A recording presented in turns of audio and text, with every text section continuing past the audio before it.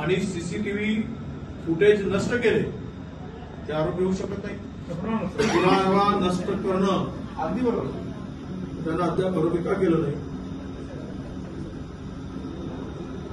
CCTV एका मिनिटात कळतं. सीसीटीव्ही काय छेडछाड केली आणि कंपल्सरी आहे कुठल्या शाळेमध्ये सीसीटीव्ही केला, तेवढे फुटेज गायब केले, आरोपी झाले ते अगदी बरोबर.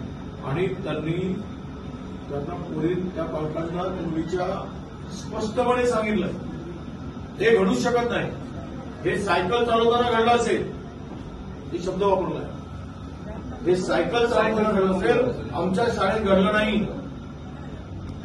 मेडिकलचा अहवाल दिला, रिपोर्ट दिला त्याच्या हातात, त्या पालकांनी हे बघा, पण ऐकायला तयार नाही. आणि इथे कोण तुमच्या पोलीस स्टेशनला बसवते ना, त्यामुळे पेपरवर प्रेसकडे जाऊ नका, तिकडे तक्रार करू नका. ते एफआयआरच घ्यायला तयार नव्हते. आणि तर ठरवलं होतं की हे सगळं प्रकरण दाबायचंच असं ठरवलं होतं. आणि तुम्ही 11-12 तास त्या पोरींना त्यांना बसवून ठेवलं, त्या सगळ्यांवर कारवाई तुम्ही आता निलंबनाची केली.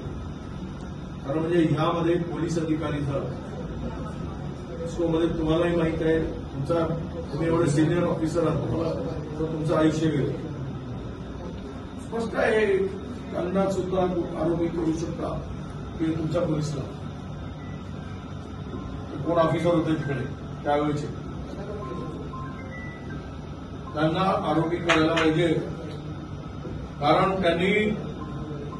त्यांना समजूत काढली, तुम्ही तक्रार देऊ नका,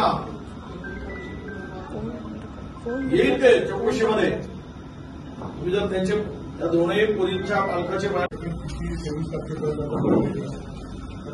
आता कोणावर किती लोकांवर कारवाई झाली?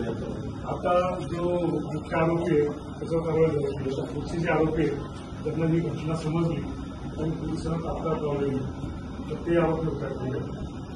त्यानंतर